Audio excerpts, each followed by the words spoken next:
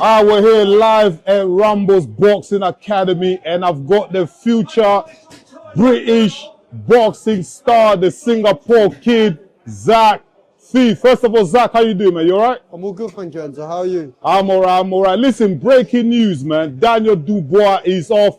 He's sick. Steps in Parker and Bakole. Crazy news. Crazy turn of events here.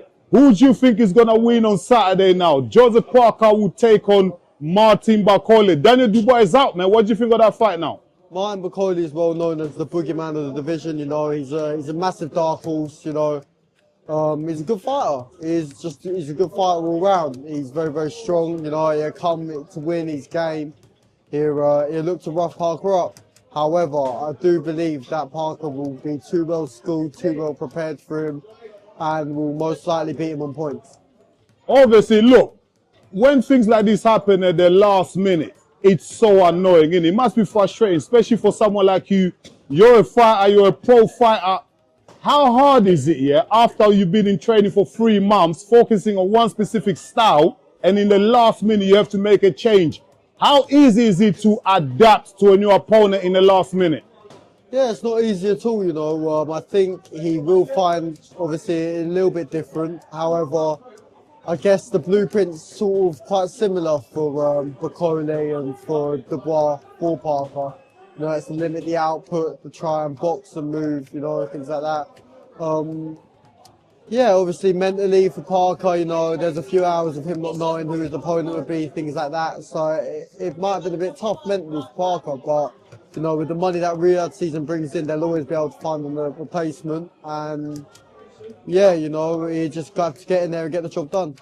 Flipping, no, that is very annoying. But like you said, do you think Parker will make the relevant, necessary adjustments to beat, like you said before, the bogeyman of the heavyweight division in Parker and Bakole? Do you think he can overcome that power? Obviously, similar height with Dubois. Do you think Parker can actually make the necessary adjustments to win that fight? Yeah, I believe so. I think Parker's seen it all. You know, obviously he's been in with Andy Ruiz, he's been in with It's 50-50 Joshua, fight, bro. he's been in with Zhang, he's been in with all the top names. Do you know what I mean? So I think he'll be able to make necessary adjustment. You know, I think he's got enough experience, and yeah, I say Parker on points. Parker on points, that's Zach Phee's prediction. Okay, now, obviously I had to start with Daniel Dubois, Joseph Parker, because we're reacting because of Daniel Dubois dropping out because of illness. Now, let's go to the main event. Artur Beterbiev, Dimitri Bivol, this card is made around these two fighters. We saw them last year for Undisputed. This is the rematch. Beterbiev was successful in the last fight. Now, what necessary adjustments will Bivol have to make in this fight so that he can walk out of that ring as undisputed champion of the world? So Bivol's adjustments, in my opinion, would be to offset Beterbiev, as he was doing in the first fight, obviously using his feet, lateral movement, things like that. It would also be to put Beterbiev off balance by things like holding his feet a little bit more, letting his shots go, because that's when his best work was, when he was letting his shots go. You know, if he lets his shots go, keeps Beterbiev off balance, Beterbiev can't set his feet, and it works more in Bivol's favour. But however, from the interviews that I've heard that Bivol's talking about wanting to move more, and I don't think that's the right way for Bivol. I think that's how he gets run around the ring. So I think that Beterbiev will take the win. Okay, obviously, I watched the first fight again. I rewatched it. I think something happened in the 5th round. Bivol was hit with a body shot, I believe. And after that, he kept backing off. Now, a lot is said about ring generalship. Bivol's body language was backing off too much in that fight. Now, does he have to change it this time? Does he have to bite down on his gum shield, stand in the center of the ring, and bang it out with Artur Beterbiev? Obviously, I know that's dangerous, but does he have to be a bit more braver in this fight if he wants to get the decision? Because I don't see Bivol knocking out Beterbiev. Not so much stand there and trade, but I'd like to see him adjust his feet without being run around the ring. You know, take one step, half a step, make him miss, come back with something to stop Beterbiev from walking him down. But the ring generalship of Beterbiev is very good, and I don't know if Bivol will be able to handle the sustained pressure, but we'll see. Okay, obviously, look, It's been a year since has it been a year? Nah. It's not been a year, but Only been a few months. yeah, obviously, Arthur Bitebia, 39 years old. I don't know if he's 40 yet. Getting on a bit, Father Time can catch up to you in a ring. You can't predict when he comes. Bivol a little bit older. He looks a little bit slower. He was unable to knock out Bivol the last time. How do you think Arthur Bitebiev is going to perform in this fight, in the rematch on Saturday? Do you think it's pretty much going to be the same tactics again? Or a bit of pride, a bit of ego is going to kick in and he's going to want to get the job done in style and knock out Dimitri Bivol on Saturday? No, I think Beterbiev's been around boxing long enough. You know, he had 300 amateur fights. You know, he's done what he's done as a pro. You know, he's been around boxing long enough. You know, he knows that the knockout never comes when you look for it. You know, I think he'll employ a very similar game plan to the first fight. Obviously, look to make the ring very, very small for Bivol, make it a very horrible place for Bivol to be. You know, I think Bivol will probably do a little bit better this fight, but I still believe Beterbiev on points. You believe Beterbiev on points, so you don't see a knockout in this fight at all? No.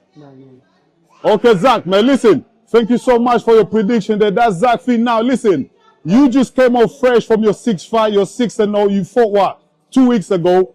First of all, before we move on to what's coming up in the future with you, reflect back on your last fight. How did you think that went? What do you think you need to improve on? And, you know, just let us know about what happened in your last fight. Yeah, so as I talked about just now, I felt like I forced a knockout a little bit. You know, there was a lot of pressure for me to get a knockout, you know, and I really, really wanted a knockout, you know, and the second that final bell went, I thought, oh, fuck, I knocked him out, you know, but I looked for knockout a little bit, but apart from that, I got the better of him the whole fight, you know what I mean? I got every round, I was in control the whole time. At no point was I in trouble or really got caught with anything big, so, you know, I got to take it as a good performance from that. However, my next opponent is quite a lot different to my previous opponent, so I'll employ a different game plan. And I'm going to look to box a bit more instead of being sit in his chest. Do you know what I mean? Now, your next fight is coming up what? The end of March? March 30th, correct. March 30th. Now, this is the quickest turnaround I've ever seen you make. Do you know what I mean? Normally, you do about 4 to 6 months in between fights. You're jumping straight back into the ring. And this time, you're fighting a guy from South America in Martinez. I believe that's his name. Now, different style. You've never faced this caliber of opponent before. What are you going to do different in this fight to face the challenge that's coming up? Yeah, so obviously Martinez is a very, very, he's a strong fighter. You know, he's got a few knockouts in his record. You know, he swings wild, he loves to tear up. He's only ever lost to top prospects, you know. So, you know, I believe it will be a tough fight, you know. I'm going to have to make my adjustments from my last fight and things like that, you know, and work to what will suit the game plan to beat Martinez. Okay, Zach, look, like you said before, on your last fight, a lot of people were expecting a knockout, including myself, you yourself as well. But listen, at your stage, it's all about development. It's all about improving. It's just about getting the wins, you know, on your record and moving on to the next one. Now, after the pressure you had to get a knockout in your last fight, are you yourself feeling the pressure to get a knockout in this fight, get an impressive win? Or for you, it's just another tick box exercise, go in there, get the win, whatever means necessary? Yeah, it's my first 8 rounder, so I'm not going to force anything, you know. I'm going to get in there, I'm going to take my time, you know, see how it goes. Because you know, it's my first 8-round fight. And 8 rounds is a long time, you know. That's what, 8 times 2, that's 24 minutes of boxing. That's a long time, you know. But I'm building myself towards those 12-round title fights, 10-round title fights, you know. So I think if knockout comes, it comes. Obviously, where he opens up, I'll be more likely to get a knockout. But I'm not going to force it. I'm going to get in there and get the win by any means.